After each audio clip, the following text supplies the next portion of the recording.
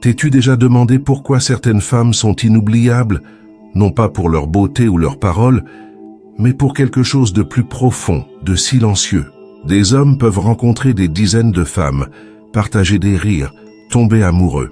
Et pourtant, des années plus tard, ils se souviennent d'elles. Celles qui n'avaient pas besoin de courir après, de séduire, ni de se mettre en scène. Pourquoi? Qu'est-ce qui fait résonner son énergie dans l'âme d'un homme? Carl Jung croyait que nous ne tombons pas amoureux de personnes, mais de symboles, des projections de l'inconscient. Dans cette vidéo, nous allons explorer 7 énergies féminines qui parlent non pas à ses yeux, mais à son inconscient.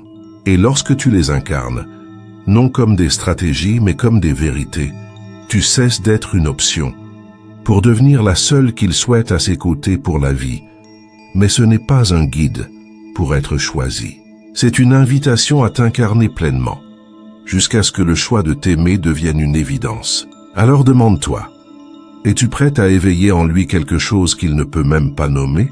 Car quand tu vis ces énergies, non parfaitement mais sincèrement, tu ne deviens plus un souvenir, tu deviens un sens. Il existe un type de silence qui parle plus fort que 1000 mots. Pas un silence gênant ou forcé, mais celui où deux présences se rencontrent sans avoir besoin de se justifier. C'est là que naît le magnétisme. Imagine une femme assise avec un homme dans un petit café tranquille. Elle ne l'interrompt pas. Elle n'essaie pas de briller. Elle ne planifie pas sa réponse. Elle écoute, avec des yeux fixes, sincères, présents. À cet instant, quelque chose en lui se détend. Il se sent vu, non pas pour ce qu'il fait, mais pour ce qu'il est. Carl Jung disait, « Tant que vous n'aurez pas rendu l'inconscient conscient, il dirigera votre vie et vous l'appellerez destin. » Lorsqu'une femme est pleinement présente, elle ne se contente pas d'écouter. Elle devient un miroir où il aperçoit une partie oubliée de lui-même. Dans un monde masculin gouverné par l'action et la performance, la présence féminine est une oasis. Il n'est pas nécessaire de beaucoup parler, ni de prouver quoi que ce soit. C'est la qualité de l'attention qui laisse une trace. Tu veux commencer? Bois une tasse de thé sans ton téléphone. Soutiens le regard de quelqu'un 5 secondes avant de répondre. Habite l'instant, car celles qui savent rester envoûtent, et celles qui envoûtent restent. Il y a quelque chose dans l'énergie primitive d'une femme qu'un homme ne peut pas expliquer, mais qui l'appelle. Ce n'est pas une mise en scène, ni une séduction étudiée, c'est l'intuition vivante, une émotion authentique qui circule sans honte. Carl Jung appelait cette image intérieure l'anima, l'archétype féminin dans l'inconscient masculin. Ce n'est pas un visage ni un corps, c'est un écho d'intimité, de liberté émotionnelle, de connexion profonde. Quand une femme vit ses émotions sans les bloquer, sans les cacher pour plaire, quelque chose en lui s'éveille. Un homme raconta un jour, « Après une journée horrible, je me suis affalé sur le canapé.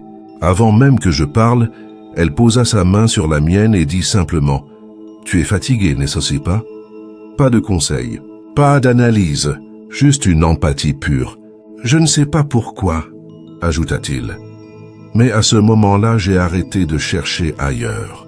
L'énergie primitive ne crie pas, mais elle est vivante. C'est le rire qui jaillit sans prévenir, la larme qui ne se retient pas, le désir qui ne se joue pas.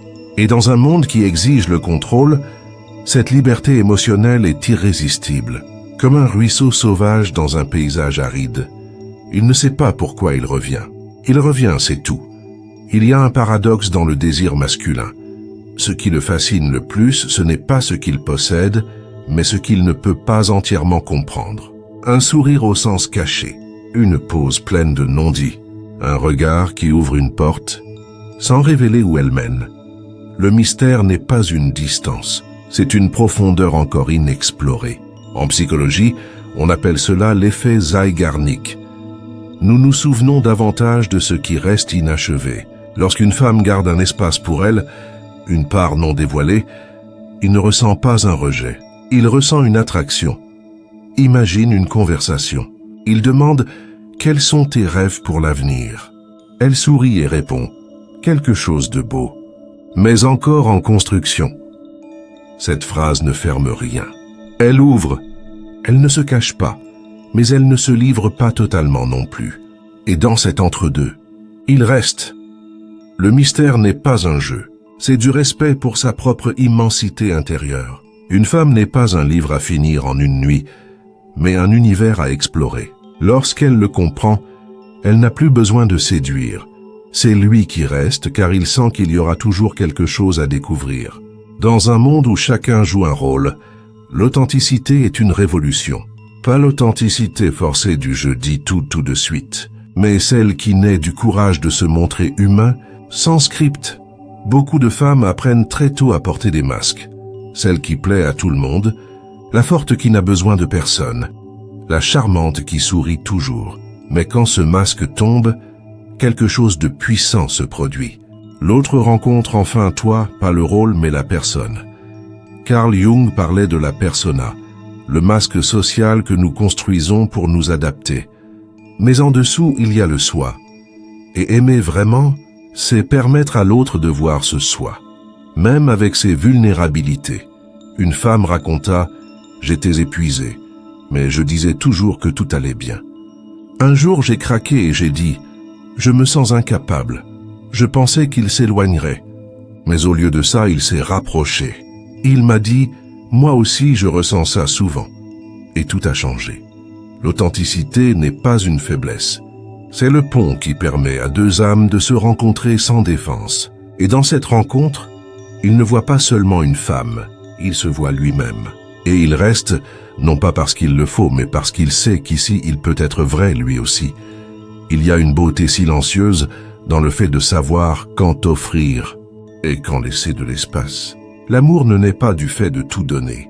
Il naît de l'harmonie entre le mouvement et l'arrêt. Jung appelait cela l'équilibre entre le masculin et le féminin, activité et réceptivité. L'énergie féminine n'est pas un sacrifice permanent. C'est la confiance. C'est permettre à l'autre de contribuer, de donner, de bâtir.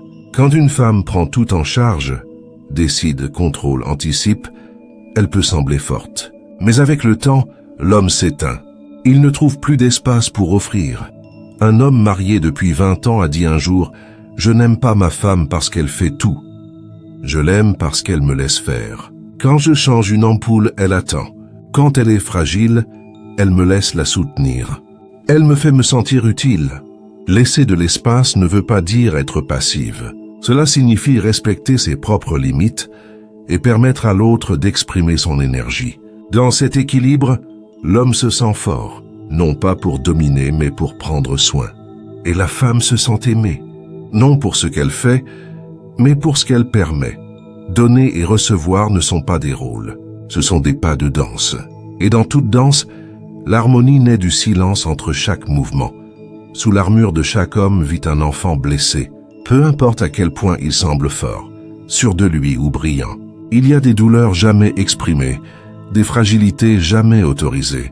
Jung appelait cela l'ombre, la part de nous que nous rejetons, mais qui dirige silencieusement nos actes. La femme qui guérit n'est pas celle qui répare, c'est celle qui accueille. Lorsque son énergie est calme, présente et sans jugement, il ressent quelque chose qu'il ne savait même pas chercher, un espace où il peut être entier, même avec ses fissures. Un jour, j'ai vu un couple assis en silence dans un café. Il avait le regard vide. Elle ne disait rien. Elle posa simplement sa main sur la sienne, et ce simple geste sembla alléger le poids sur ses épaules. C'était le pouvoir de la tendresse. Guérir, ce n'est pas expliquer, ce n'est pas sauver. C'est rester, c'est le regarder même quand il est éteint, c'est l'enlacer quand il n'a pas de mots. C'est ne pas attendre de lui qu'il soit toujours fort. Quand un homme sent qu'il peut être vulnérable avec toi sans perdre sa dignité, quelque chose change. Il ne t'aime pas parce que tu le répares. Il t'aime parce qu'avec toi, il n'a plus besoin de se cacher. Et cette liberté l'attache plus que n'importe quelle promesse. Peut-être que ce n'est pas la beauté qui rend une femme inoubliable, mais ce que sa présence réveille. Et quand un homme se sent vu, accueilli, reflété, challengé et inspiré, il ne choisit pas simplement une compagne. Il choisit un foyer. Tu as découvert la présence qui envoûte, l'énergie qui ne joue pas un rôle mais qui vibre, le mystère qui invite sans troubler, la vérité qui ne crie pas, mais qui se dévoile, le geste qui laisse de l'espace, la douceur qui guérit, la plénitude qui ne mendie jamais. Ce ne sont pas des techniques, ce sont des états d'être. Et quand tu commences à les vivre, quelque chose change. Tu n'es plus celle qui attend d'être choisie. Tu es celle qui s'est déjà choisie. Et ce choix intérieur, c'est ce que son inconscient reconnaît. Carl Jung disait, « Le privilège d'une vie est de devenir qui l'on est vraiment. » Et peut-être que le privilège de l'amour, c'est de le faire aux côtés de quelqu'un qui voit cette vérité et qui ne s'enfuit pas. Si ces mots t'ont touché, laisse un commentaire avec un seul mot. Vérité. Parce qu'un seul mot peut devenir un miroir pour une autre âme. Et si tu veux continuer ce voyage intérieur avec moi, abonne-toi. Pas pour suivre, mais pour te souvenir de qui tu es.